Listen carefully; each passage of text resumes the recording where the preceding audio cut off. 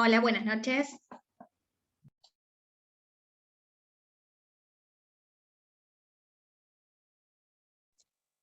Hola Romina, ¿me escuchás? Sí, perfecto. ¿Me escuchás también? Sí, ahí te paso el host. Gracias, muy amable. Ah, de nada, hasta luego. Hasta luego.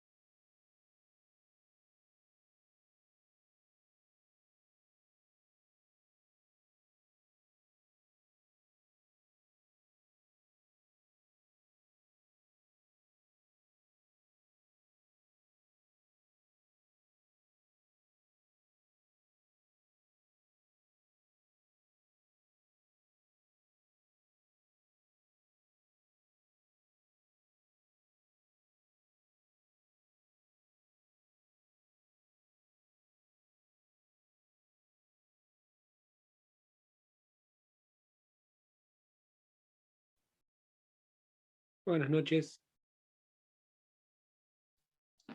Hola Federico, ¿cómo estás? Buenas ¿Cómo noches. andás? ¿Todo bien? ¿Todo bien y vos? Bien, bien. Andamos. Bueno, me alegra mucho. Bueno, estamos solitos, así que esperamos unos minutos más y ¿Cómo no? comenzamos. Bárbaro.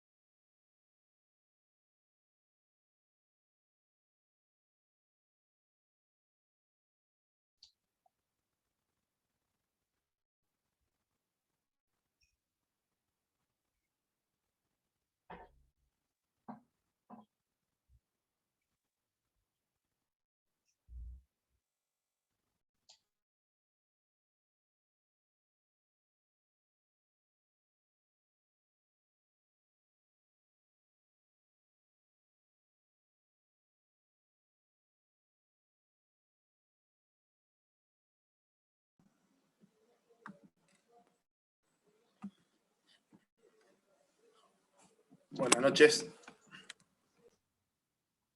Hola, buenas noches Nicolás. Buenas noches Ailén. Buenas noches. Hola, ¿qué tal? Buenas noches. ¿Cómo están? Bueno, mientras esperamos unos minutitos a Lina, voy compartiendo.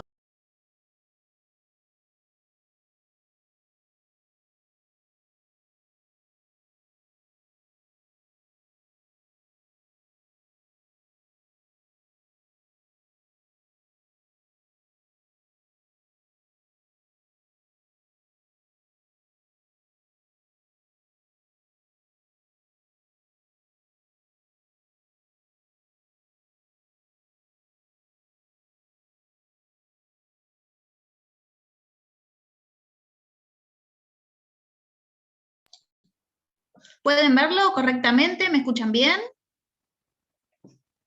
Porque recién me puso que la conexión era inestable. Pero bueno, cualquier cosa me avisan. Se escucha y se ve. Bien, perfecto.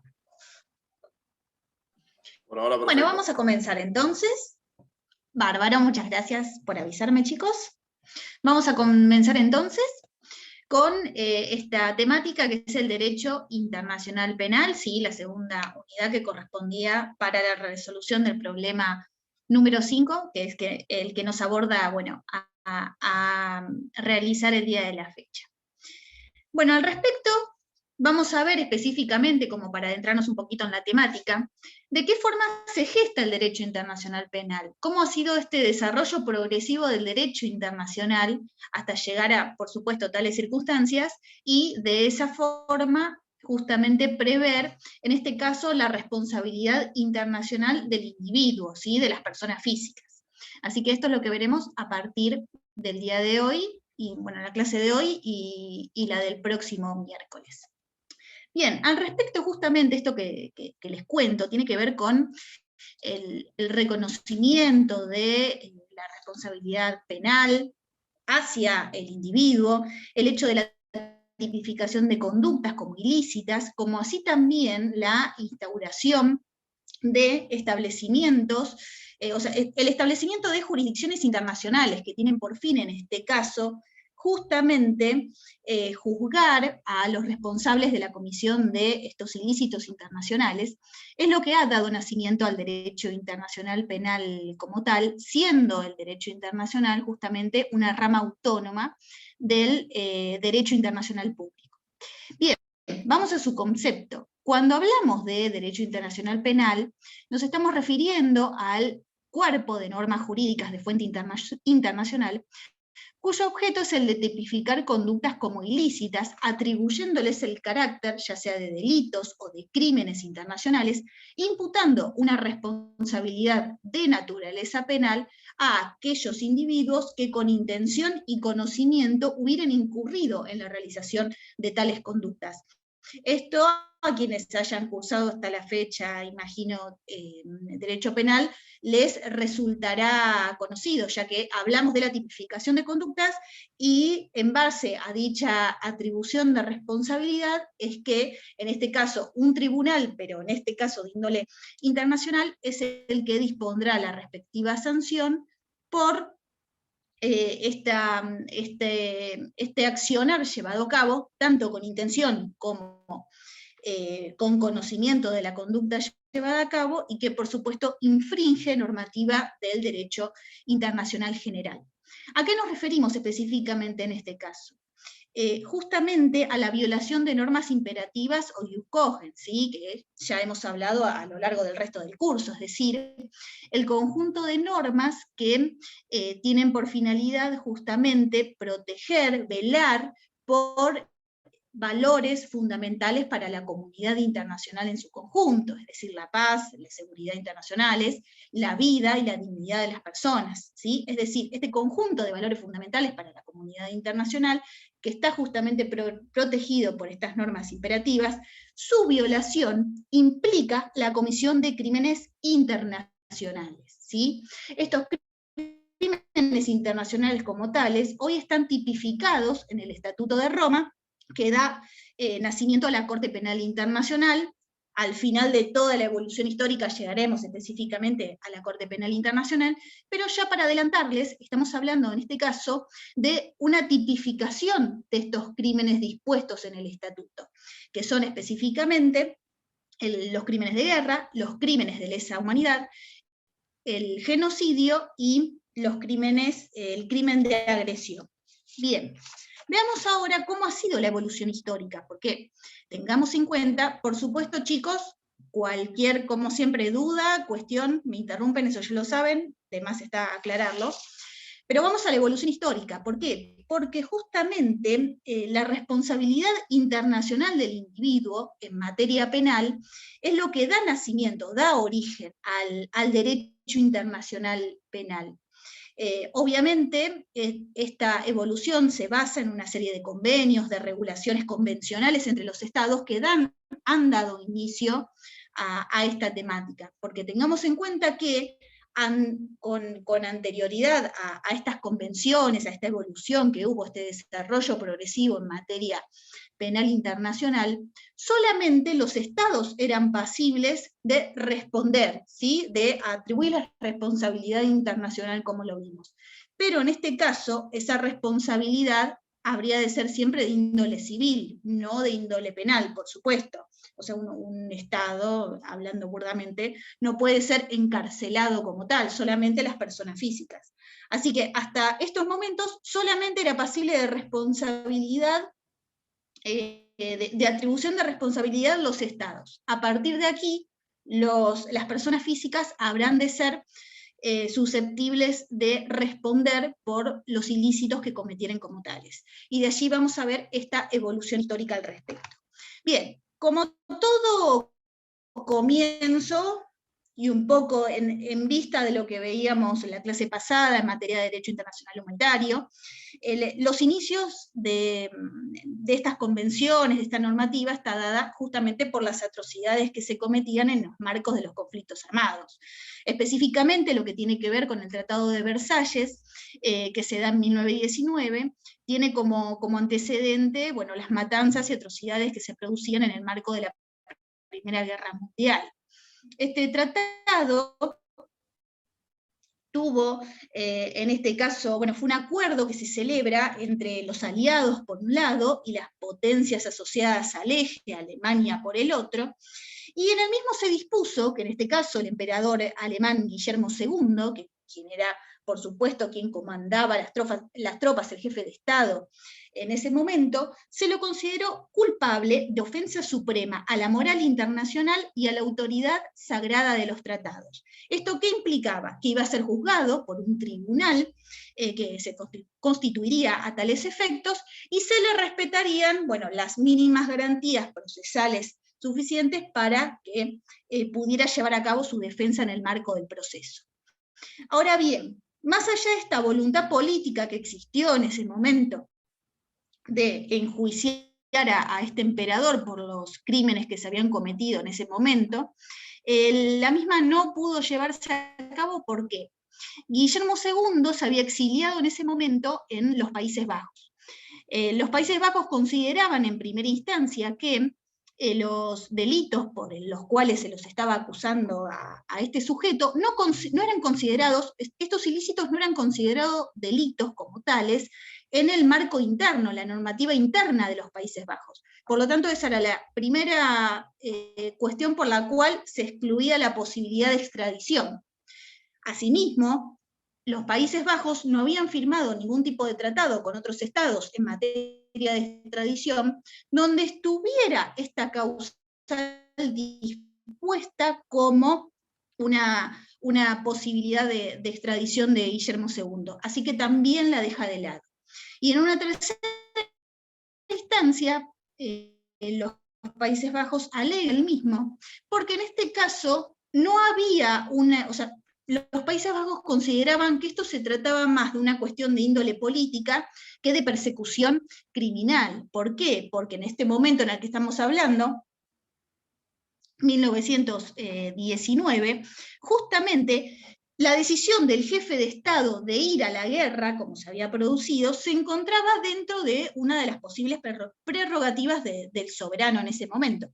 Por lo tanto, no era considerado dentro del marco por el cual los aliados pretendían llevar a cabo el respectivo enjuiciamiento, y eso dio lugar a que finalmente no se produjera el procesamiento y juzgamiento como tal.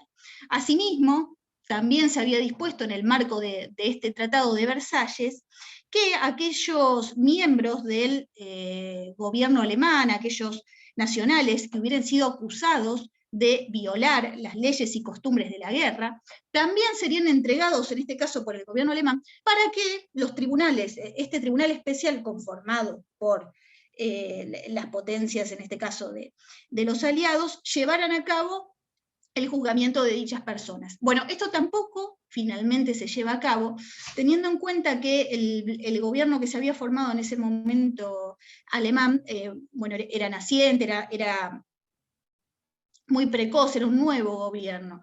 Entonces, llevar a cabo este tipo de medidas podía significar una desestabilización de dicho gobierno creado.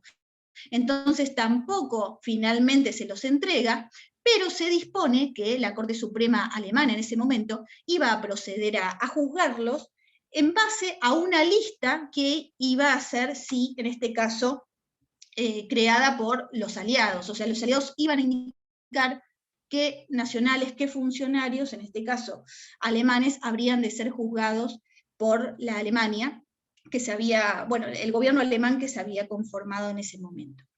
Bien, acá lo que tenemos que tener en cuenta que, más allá de las vicisitudes que se generaron a la hora de poder finalmente enjuiciar a estas personas y aplicarles la sanción correspondiente, el principio de responsabilidad internacional del individuo de naturaleza penal queda establecido como tal en materia convencional, ¿sí? Porque acá estamos hablando de un tratado que se formó como tal y que da paso a lo que, por supuesto, siempre tenemos en el marco de lo que es el desarrollo progresivo del derecho internacional, y que tiene que ver con el hecho consuetudinario, ¿sí? Si bien no teníamos en materia consuetudinaria formal, es decir, por medio de un tratado anterior, la aplicación de este principio como tal que había nacido a partir del Tratado de Versalles, bueno, se toman ciertas cuestiones, ciertas prácticas de los estados, y ahora se la ve plasmada en este tratado de índole convencional que, bueno, otorga una fuerza mucho más grande a este principio como tal. Continuemos. Justamente la normativa en materia de responsabilidad internacional penal de los sujetos fue evolucionando, fue avanzando, más aún con las masacres que se continúan produciendo, matanzas, brutalidades, como quieran llamarles, en el marco de lo que fue la Segunda Guerra Mundial. Acá avanzamos un poquito más en el tiempo, ya estamos en la Segunda Guerra Mundial, y que justamente, en este caso hablábamos de declaraciones, no tratados como tales, como sí lo fue el de Versalles, pero sí declaraciones que si bien no poseían un carácter vinculante, siempre tengamos en cuenta lo que implica la costumbre internacional, ¿no? Y el hecho de que justamente este conjunto de declaraciones lo que hacían eran condenar las matanzas producidas por el eje, ¿sí? por Alemania, en el campo de batalla, en su territorio, en territorio enemigo, y no solamente contra la población civil, sino también contra aquellos militares enemigos. Bueno, fue terrible lo que todos conocemos que implicó las acciones llevadas a cabo por el nazismo, y que justamente este grupo de estados comenzaron a declarar en materia de condenar los actos. Más allá de tener en cuenta, esta es una de las grandes críticas que se hace, y lo vamos a ver a lo largo de las declaraciones y tratados, que siempre está, ¿no? El derecho de los vencedores y de los vencidos. Por eso, una de las grandes críticas cuando lleguemos al Tribunal Militar Internacional de Nuremberg, a los principios de Nuremberg, fue que justamente se trató de una impartición de justicia. No lo podemos decir en un grado justamente de parcialidad, porque estaba planteada por los estados aliados, ¿sí? Los que finalmente, bueno, resultan vencedores, y las consecuencias futuras que se generan en el marco de la historia mundial. Pero bueno, continuemos en las declaraciones. Posteriormente tenemos entonces la declaración de Saint-James, en esta consonancia, en esta evolución normativa del derecho internacional penal.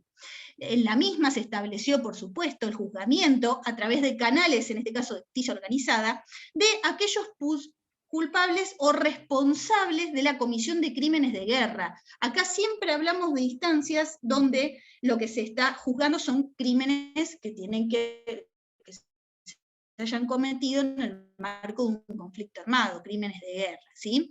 Y que implicaba en este caso este juzgamiento a culpables y responsables, ya sea tanto que hubieran participado, que hubieran ordenado las medidas correspondientes en el marco de la comisión de estos ilícitos, como así también perpetrado las acciones. Acá entonces ya teníamos una variedad de sujetos, no solamente quienes ordenaban o quienes perpetraban las acciones, sino quienes hubieran actuado como actores secundarios, pero sin embargo hubieran llevado a cabo las acciones respectivas. Así que acá se amplía el número de acciones que implican la comisión o la tipificación de estos ilícitos internacionales.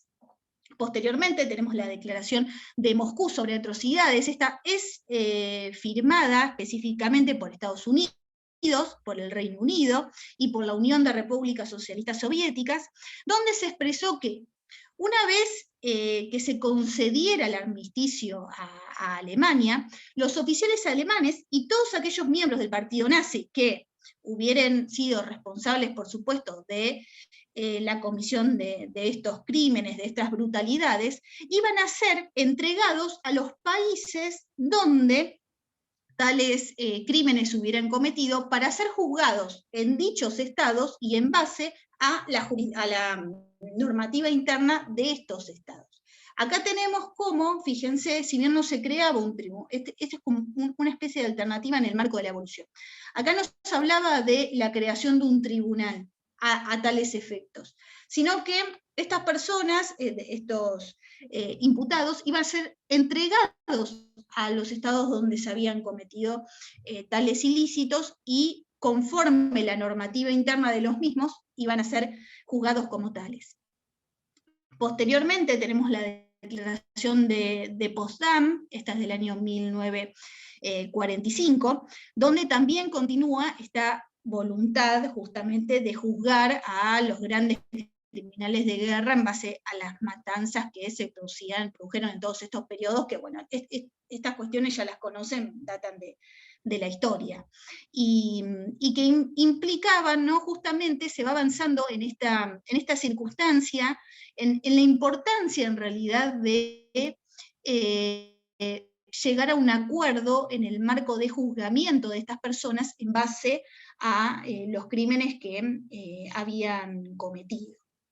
Y posteriormente se da el paso hacia uno de lo que fue el acuerdo principal en este área y que implica una bisagra en el marco de la normativa en materia histórica, ¿no? Del derecho internacional penal, que tiene que ver justamente con el Acuerdo de Londres, que da nacimiento al Tribunal Militar Internacional de Nuremberg. Este tribunal justamente tenía competencia para juzgar a aquellos países europeos que habían integrado el eje, ¿sí? Junto con Alemania, y ya sea que hubieran actuado estas personas en forma individual o como parte de un grupo de carácter organizado, y hubieran cometido crímenes contra la paz, crímenes de guerra o crímenes de lesa humanidad. Acá tenemos, fíjense, la primera tipificación de estos crímenes que no existían hasta ese momento, ¿sí? El Tribunal de Nuremberg específicamente iba a juzgar a aquellas personas que fueran, a ver si lo tenemos acá lo tenía específicamente, que fueran juzgadas en ese momento y presuntas culpables, por supuesto, de la comisión de estos crímenes. Crímenes contra la paz, crímenes de guerra o crímenes de lesa humanidad. ¿Sí? Fíjese que estos son antecedentes importantísimos para lo que posteriormente implicará la tipificación dispuesta por el Estatuto de Roma. La importancia principal, además de esto, es que justamente el Tribunal Militar Internacional de Nuremberg y los 22 juicios que llevaron a cabo, ¿no? En el marco del juzgamiento a estos sujetos, fue fundamental porque impidió que a partir de ahí quienes cometieran estos actos, los responsables de la comisión de estos crímenes, justamente se ampararan en lo que se conocía como la doctrina de los actos propios. ¿Qué significa esto? Que estas personas lo que hacían era alegar una inmunidad de jurisdicción que planteaban tenían, ya que ellos decían que los actos que habían cometido los habían hecho en su carácter oficial, en el marco del ejercicio oficial de sus funciones. Por lo tanto, configuraban actos de Estado y no actos individuales por los cuales estas personas tuvieran que responder.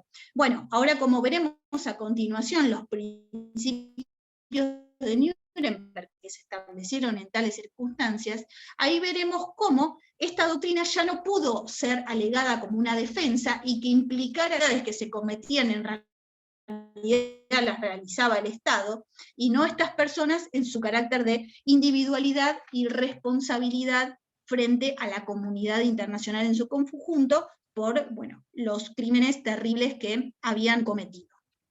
Bien. Vamos, por lo tanto, a los principios de Nuremberg, ¿sí? Los mismos, bueno, fueron establecidos, además, por supuesto, de declarar bueno, las sentencias respectivas ante las personas que consideraron como criminales frente a los hechos, las acciones que habían, ¿no?, llevado a cabo. Se establecieron estos principios que, ya les digo, fueron fundamentales, un antecedente principal para el posterior Estatuto de Roma y lo que significa para la actualidad.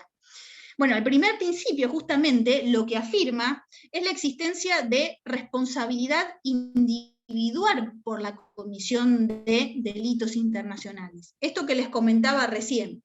Toda persona que cometa un acto que constituya delito de derecho internacional es responsable del mismo y está sujeto a sanción. Esto implica, que es fundamental, el reconocimiento de la personalidad internacional del individuo, ¿sí? Reconocimiento de la responsabilidad internacional del individuo, que no ocurría expresamente, como les contaba, frente a la teoría de los actos propios y esta defensa basada en inmunidad de jurisdicción que planteaban los responsables de la comisión de estos actos.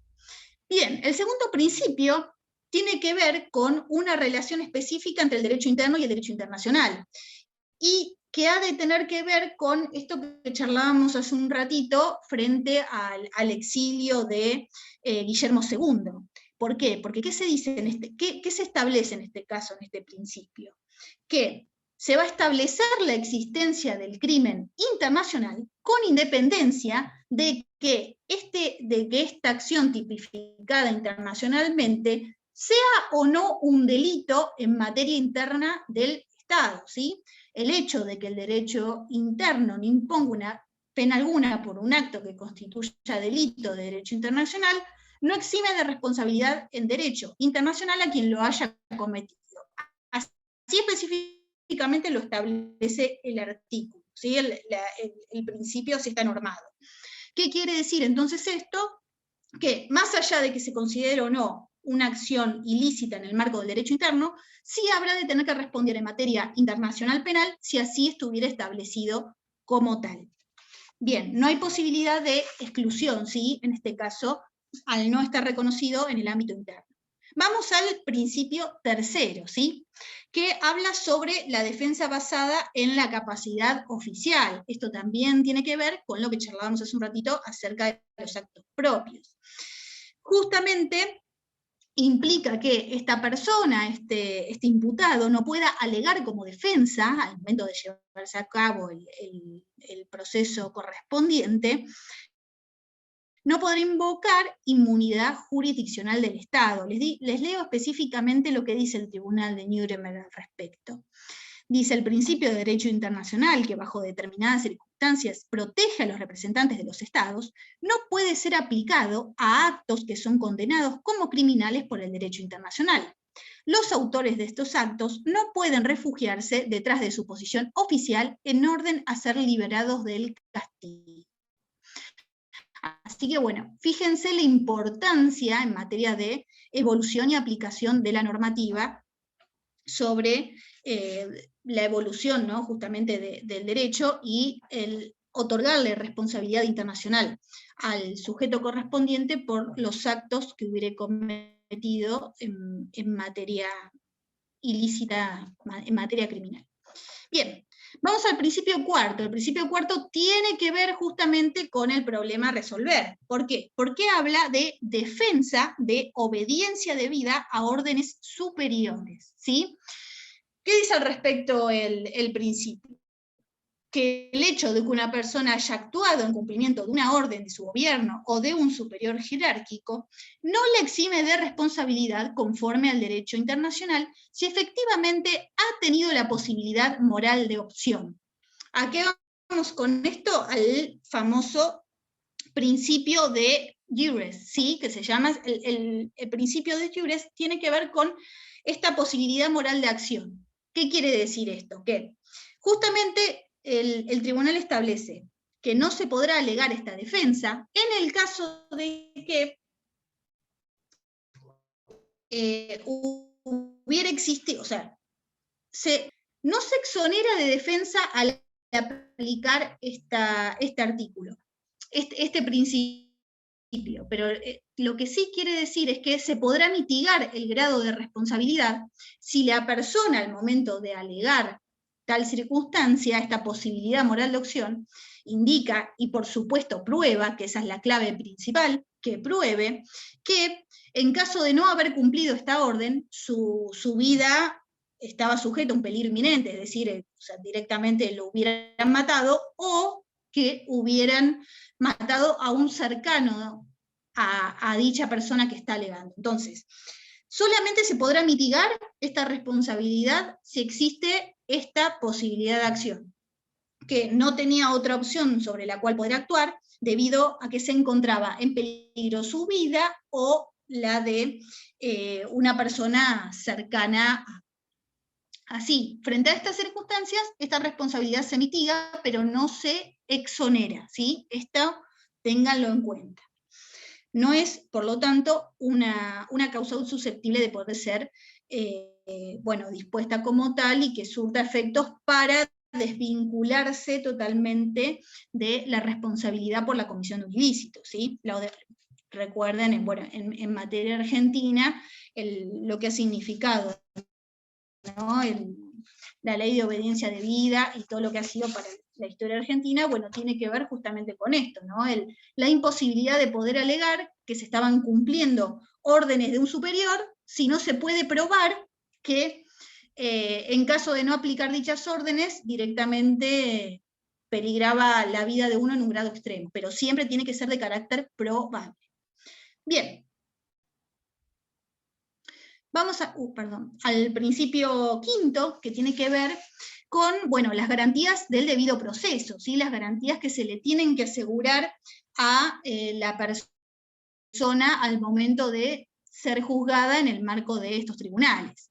Bien, lo primero que se tiene que establecer en este caso es que la acusación debe especificar los cargos por los cuales se está acusando a esta persona, ¿sí? La persona tiene que estar, el procesado tiene que estar en pleno conocimiento de cuáles son los motivos por los cuales se lo está juzgando, junto con los documentos acusatorios, ¿no? La prueba que se tenga ante tales circunstancias, y que se tienen que entregar con un tiempo suficiente para realizar el análisis respectivo, lo que fuere, y llevar a cabo, frente a tales circunstancias, la respectiva defensa que considere pertinente.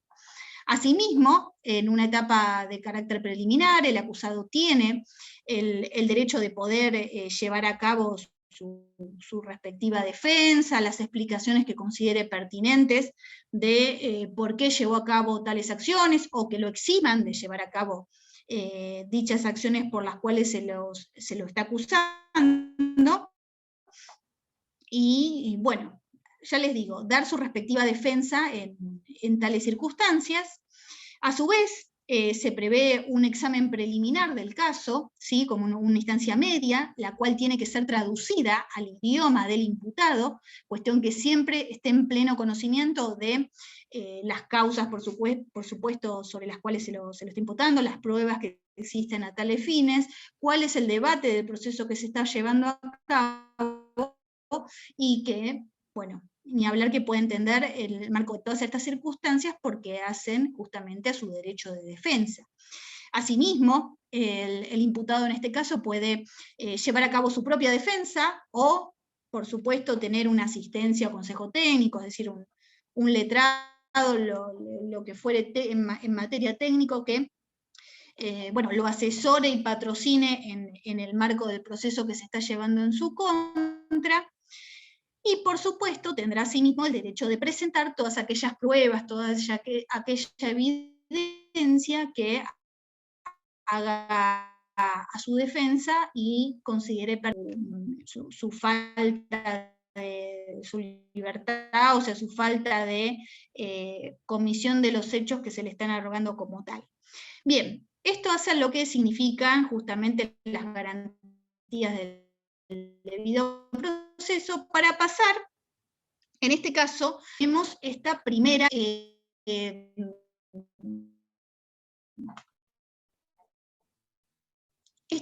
justamente de crímenes internacionales que implicarán este antecedente a la Corte Penal.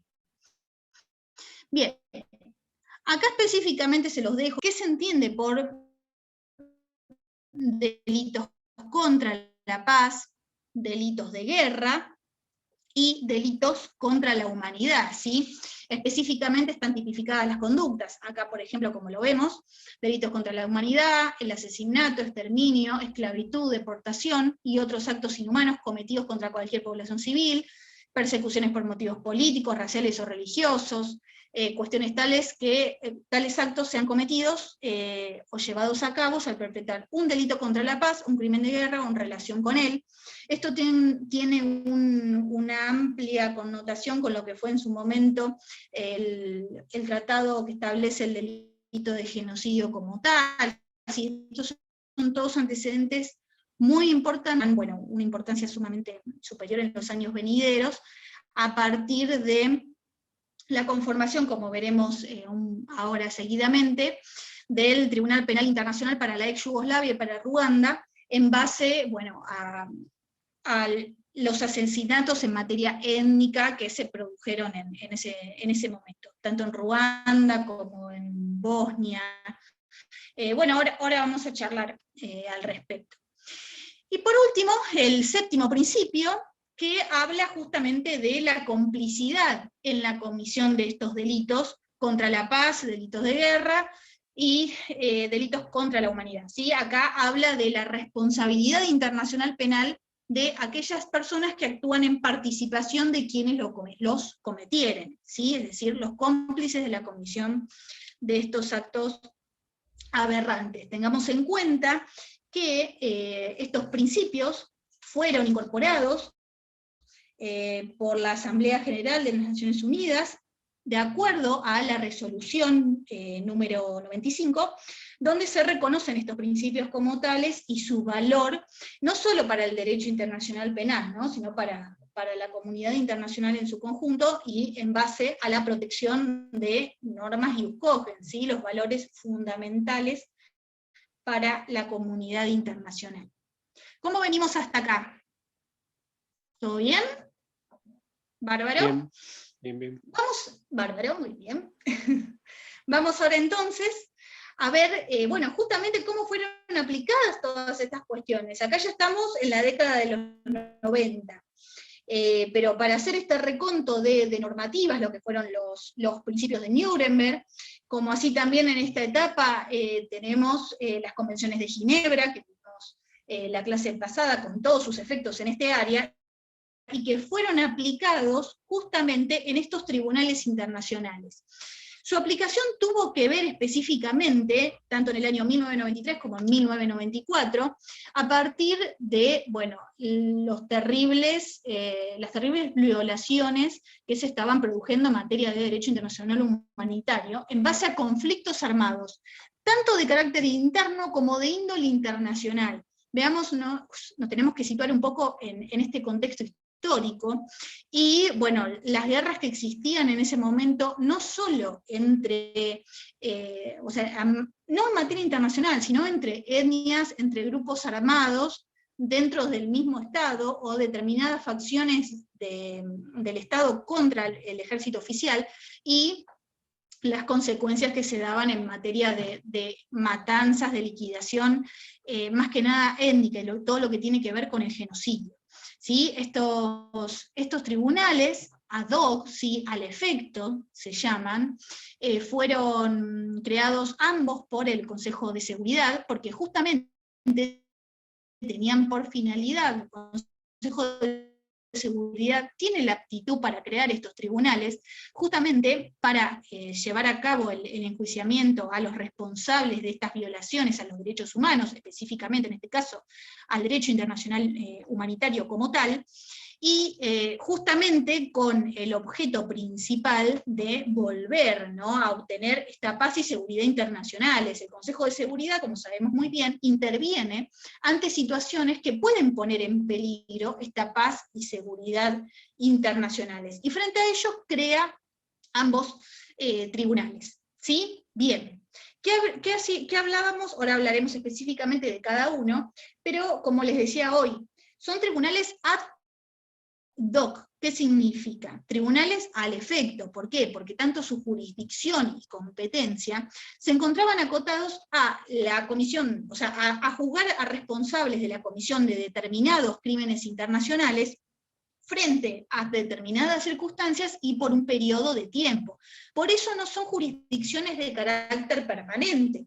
¿Sí? ¿Qué quiere decir esto? Que una vez que se hubiere juzgado y sancionado, si así correspondiere, a todos aquellos imputados de la comisión de estos crímenes, bueno, ahí finaliza la labor del tribunal, y él mismo ya queda sin efecto porque ha cumplido el rol específico para el cual ha sido creado.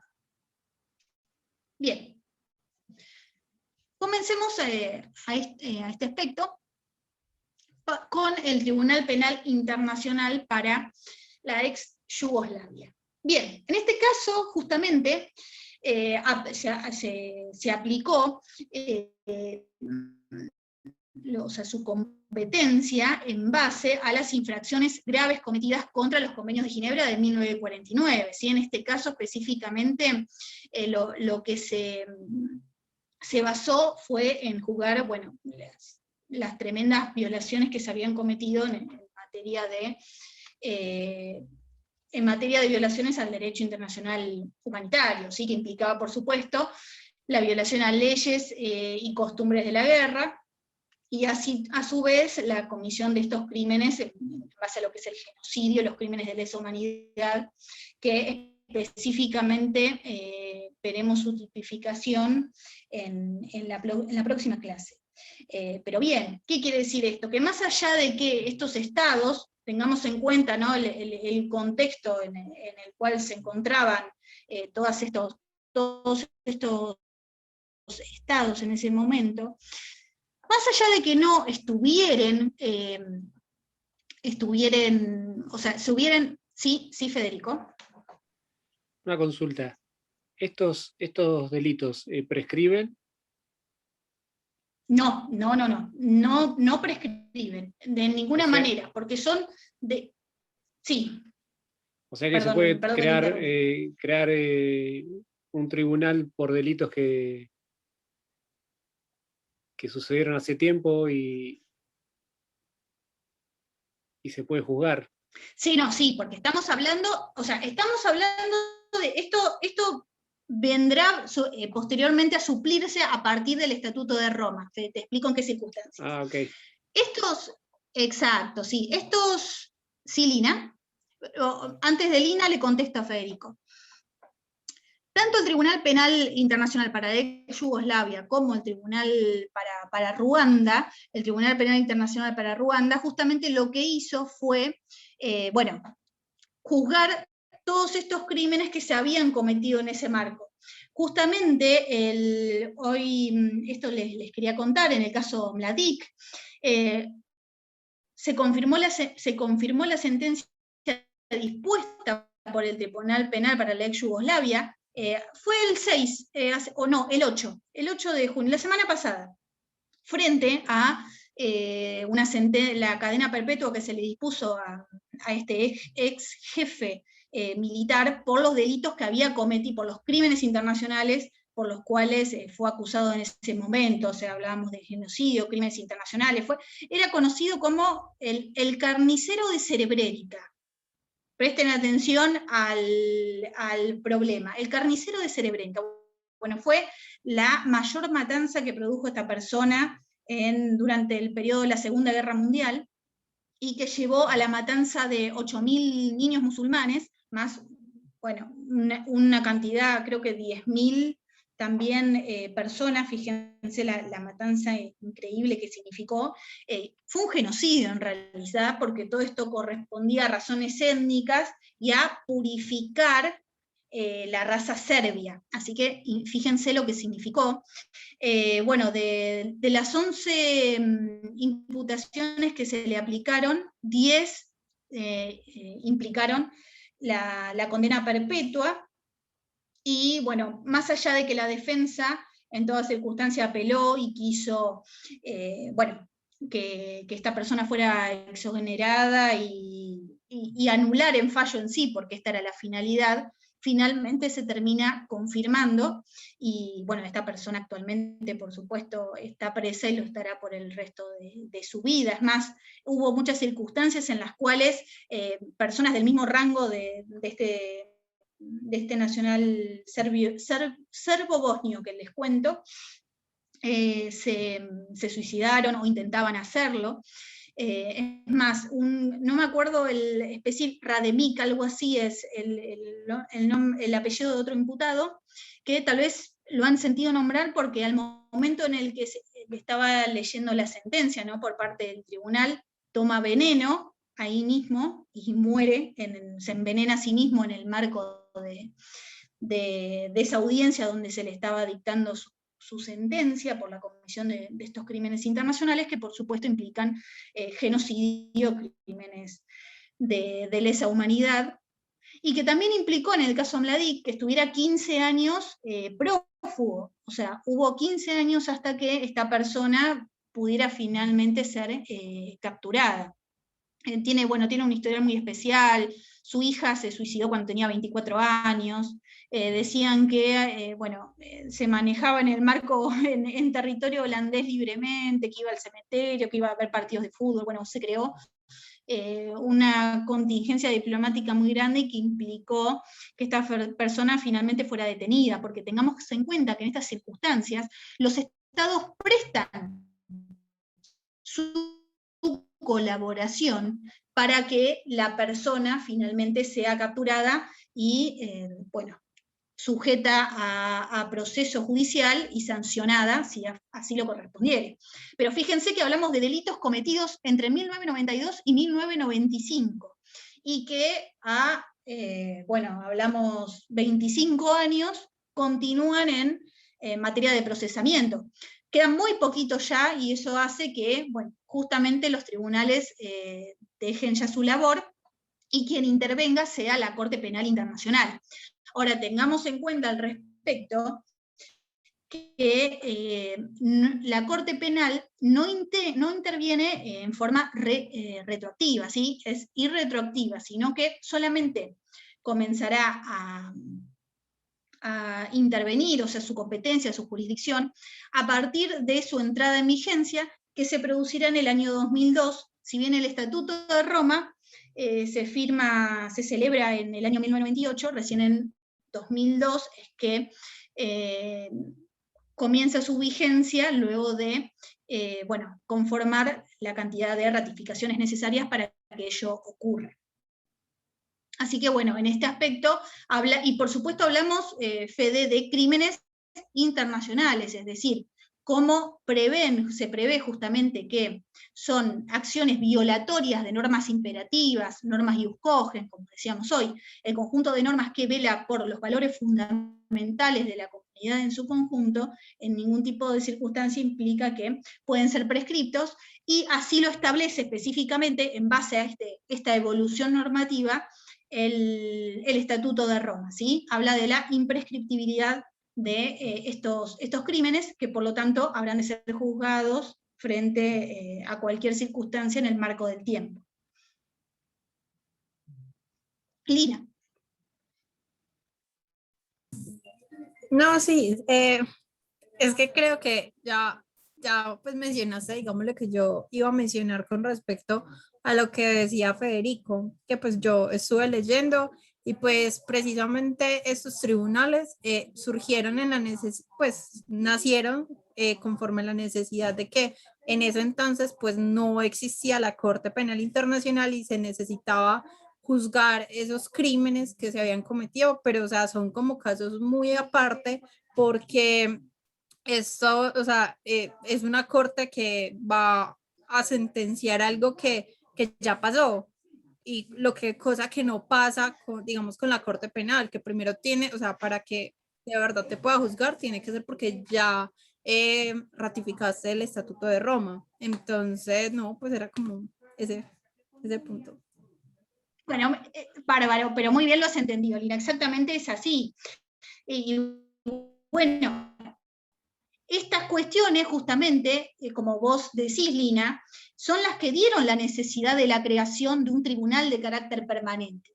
Porque acá, como sea, fíjense lo que fue la Segunda Guerra Mundial, la Primera Guerra Mundial, y cómo en este caso las principales críticas, como les contaba hoy, que se habían realizado, por ejemplo, en los tribunales de Nuremberg, era que, estaba sesgado el marco de juzgamiento, porque se hablaba de los crímenes internacionales cometidos por, los estados, los asociados al eje, o sea, Alemania. No hablábamos de los crímenes internacionales cometidos por los aliados, que no tuvieron en ese aspecto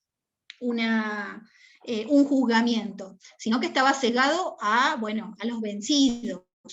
Y esto es lo que dio paso en materia de avance, de evolución y de necesidad internacional, de justamente tener la existencia de un tribunal de carácter permanente, y que a su vez resultare imparcial, ¿no?, a la hora de resolver en materia de adjudicación de responsabilidad internacional en materia penal a los nacionales de los estados que fueren por los crímenes que hubieran cometido, siempre que, como vos decís, Lina, muy bien, estuvieran en este caso, o sea, hubieran ratificado el Estatuto de Roma.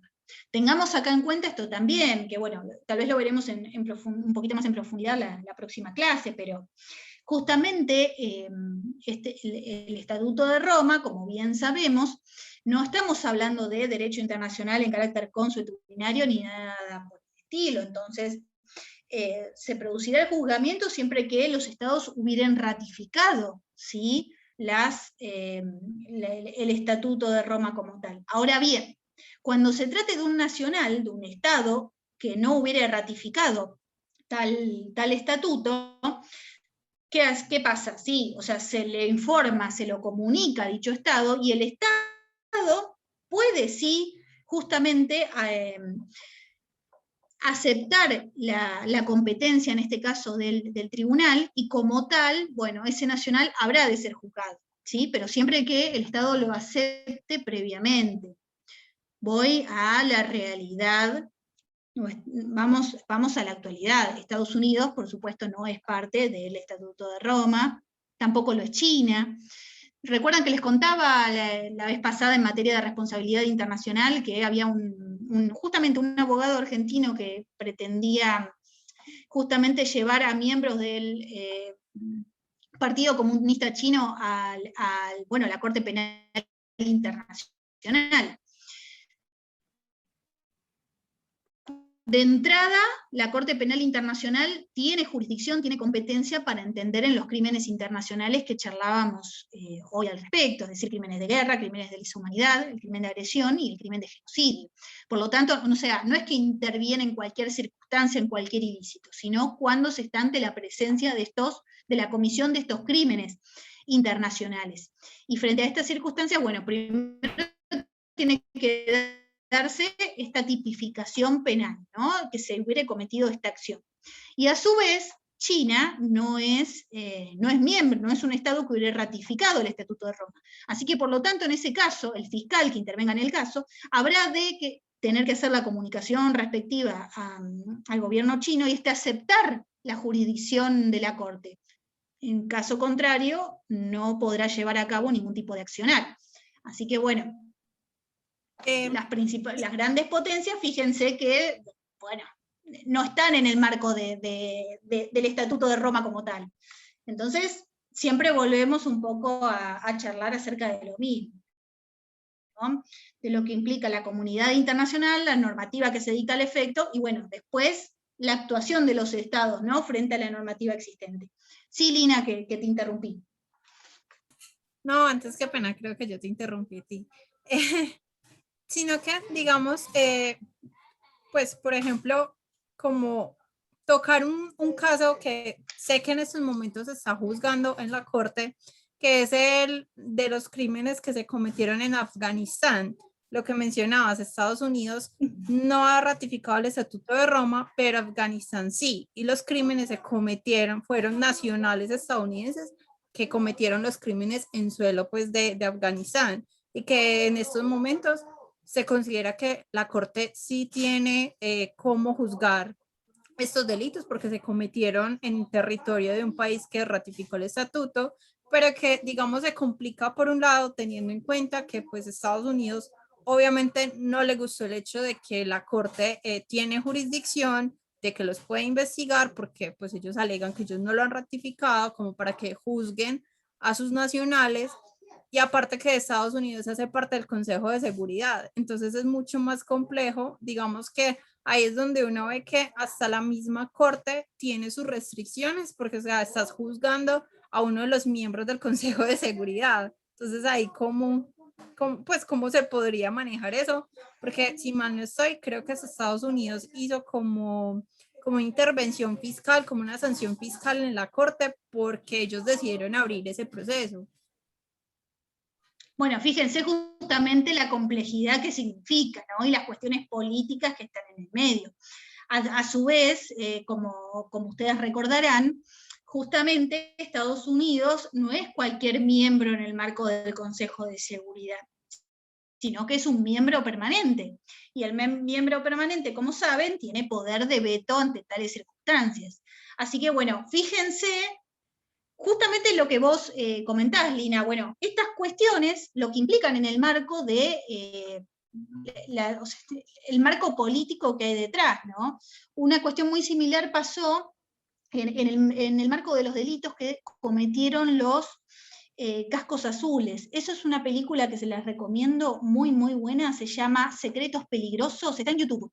Lo vimos con el doctor Fabio en el marco de la Cátedra de Derechos Humanos, se las recomiendo porque, bueno, justamente trata, es un hecho real, de crímenes cometidos en connivencia, los Cascos Azules, con grupos en ese momento, creo que era, si no me equivoco, creo que la guerra en Afganistán o en Irán. Bueno, terrible lo que pasaba en materia de trata de personas, que eran los crímenes por los cuales se los había juzgado, y en ese momento lo que estableció Estados Unidos al respecto. ¿Por qué? Porque la jurisdicción de la Corte Penal Internacional, en este caso nos vamos adentrando en el tema, es de carácter complementaria. ¿Qué significa esto? Que la Corte Penal Internacional habrá de intervenir en el caso de que el Estado del cual el imputado es nacional no realice ninguna acción, en pro de sancionar, juzgar y sancionar a este sujeto en el marco de su derecho interno por los crímenes que hubiere cometido, ¿sí? Si el Estado no lo hace en su marco interno, aplicando, por supuesto, normativa internacional, ahí la Corte Penal, en carácter complementario, interviene. Esta era una de las defensas que dispuso en ese momento en materia de los crímenes cometidos por los Cascos Azules, y que quedó todo en la nada, un poco lo que Lina comenta, porque acá justamente lo que está siempre en juego son intereses y la política internacional mediante. Un ejemplo de esto claro que les cuento tiene que ver con el juzgamiento de los crímenes de lesa humanidad, de los juicios de la memoria en nuestro país. Fíjense que el Estado argentino llevó a cabo el enjuiciamiento respectivo y condena, le contamos a Lina también, de los crímenes internacionales, los crímenes de lesa humanidad cometidos por los militares en la dictadura militar que se produjo en la Argentina en el año 1976, ¿sí? Fueron crímenes de lesa humanidad que fueron juzgados como tales en el marco de nuestra normativa interna. Pero en el caso de que ello no se hubiera producido, estos crímenes podrían haber sido tratados, juzgados y sancionados por la Corte Penal Internacional, ¿sí? Pero como, ya les digo, órgano interventor de carácter complementario, ¿sí? La jurisdicción es complementaria de la Corte, y habrá de intervenir si no lo hace el Estado internamente, por supuesto, de acuerdo a sus nacionales. Así que, Lina, es una pregunta muy, muy compleja tal vez de contestar, teniendo en cuenta, bueno, justamente estas cuestiones de las cuales charlamos y el marco de política internacional que está en el medio, ¿no? O sea, muchas veces la normativa dispuesta por los tratados, por las convenciones y por todo lo que significa, no que dista de la realidad, sino que, bueno, como pasa en todo este marco, las circunstancias hacen que se apliquen o no de acuerdo a qué tipo de Estado de qué Estado estemos hablando. Pero es muy importante este antecedente realizado por la Corte Penal Internacional, ¿no? Más allá de la posición de Estados Unidos. Así que es un antecedente muy importante y que se está debatiendo hoy en día. Sí, la verdad me parece pues así un caso que me ha llamado pues bastante la atención. De hecho pues acá digamos que estaba enterada porque este semestre pues yo acá en Colombia pertenezco a un semillero de investigación de geopolítica hicimos pues toda una presentación sobre la Corte Penal Internacional e investigamos como casos muy puntuales en los cuales digamos que están como ahí todavía porque son casos complejos. Entonces, todavía de hecho estamos como que mirando cómo se va a desenvolver, porque es muy complejo juzgar pues a un miembro permanente del Consejo de Seguridad. Por supuesto, sin dudas, tal cual. Pero bueno, que hablamos de imparcialidad y que la justicia es para todos igual, ¿no? Bueno, estos son los valores que justamente en pro de la defensa de los derechos humanos, de los valores fundamentales como tales, tienen que preservarse, ¿no? Y desde ahí, bueno, los estados deberían actuar al efecto. Bueno, y por último, tenemos el Tribunal Penal Internacional para Ruanda, que también fue creado, como les comentaba, por el Consejo de Seguridad ante tales instancias, y en este caso, bueno, específicamente se trataron, o sea, se basó en crímenes de genocidio, crímenes de lesa humanidad. En este caso se dio en el marco de, era un conflicto interno, por eso hablamos de violación al artículo 3, recuerdan, común a las convenciones de Ginebra, como así también el protocolo adicional número 2, que refiere específicamente a la existencia de un conflicto armado de carácter interno, pero que posee consecuencias en materia internacional, y cuando estos convenios, por supuesto, se aplican como tales, ¿sí? Acá lo que existía era fue un genocidio también, frente a un combate entre dos etnias, la etnia Hutu y la etnia Tutsi, así eran los nombres de ambos grupos, y bueno, también se intentó una limpieza étnica total, fue terrible la masacre que se produjo. Acá hay un caso, el caso Tadic tiene mucha trascendencia en este caso en materia de jurisprudencia, y acá lo que se dio como particularidad en este caso, que es importante, es que, ¿qué pasa? Acá estamos hablando de conflictos entre etnias, y bueno, las matanzas y masacres que existen en consecuencia.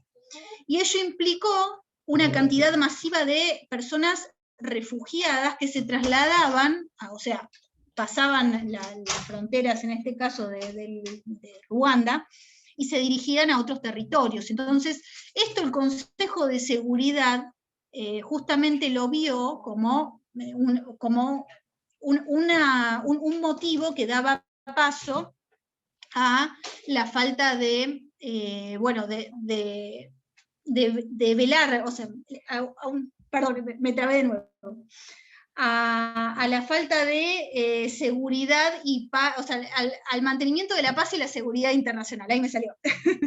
Este conflicto ponía en peligro tales circunstancias. Es por eso que ante esta cantidad masiva de personas que se desplazaban, ¿no?, en busca de preservar su vida, porque acá hablamos de preservar la vida, bueno, implicó que finalmente el Consejo interviniera, porque acá hablamos, como les contaba el caso Mladic, ¿no? Son matanzas basadas en cuestiones de carácter religioso, en cuestiones de origen. Es muy grave lo que pasa, y las consecuencias que tienen en materia de violación de los derechos humanos, y que implican, por supuesto, el deber de juzgar y sancionar a los responsables frente a tales hechos. Bueno, dejo de dejar de compartir. Ahora sí. Bueno, acá hemos visto todo lo que tiene que ver justamente con la evolución, cómo llegamos a la creación de la Corte Penal Internacional, que es lo que veremos la clase que viene, ya nos queda poquito. Justamente, bueno, veremos todo lo que tiene que ver con su jurisdicción y competencia, más allá de lo que hemos hablado el día de hoy, que avanzamos al respecto bastante, y veremos específicamente cómo están tipificados, ¿no?, los crímenes internacionales, cómo se llega a la Corte Penal Internacional, cómo se interviene, ¿no?, por parte de los fiscales y de las respectivas salas que han de tener la participación correspondiente mientras avanza el proceso, para ver, bueno, el mismo en materia de derechos humanos y su protección, a nivel regional, como también actúa en este caso la Corte Interamericana de Derechos Humanos y la participación al efecto de la Comisión Interamericana. Así que bueno, eso es todo por hoy. ¿Alguna duda, alguna cuestión en particular para preguntar, para charlar? ¿Todo bien?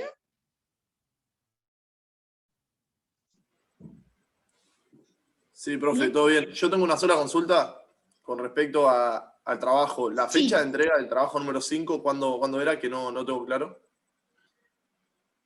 Quedó, si no me equivoco, el 19, el sábado 19. Bien, perfecto, perfecto. El sábado. ¿Cómo están de tiempo? ¿Están bien? ¿Les queda Sí. bien? Al menos, Bueno, podemos aplazar un Más o poquito. menos. Al 20, mire, el 21 sé que es feriado. No sé si está sinceramente totalmente dispuesto, porque vieron que ahora el gobierno a veces lo cambia, a veces lo suspende. Vieron que pasó con el 24 de mayo. Bueno, igual aunque no se mantenga, son 2 días más y lo dejamos para la entrega del trabajo. La ponemos el 21 de junio, ¿les parece? vale, mejor. Bien, buenísimo. ¿Les parece bien? Está bien. Sí. Bárbaro. Si no, se nos va a juntar mucho con la segunda parte, que también tenemos un poco larguita, pero vamos a andar bárbaro. Así que listo, entonces lo dejamos para el 21. Tienen todo el día hasta las 12, como siempre, para la entrega. Bárbaro, ¿Listo? profe. Bueno, chicos, les deseo muy buenas noches y nos vemos el Muchas miércoles. gracias. Que descansen. Buenas Gracias. noches. Hasta el Chao, miércoles. Hasta Todos, luego. feliz noche.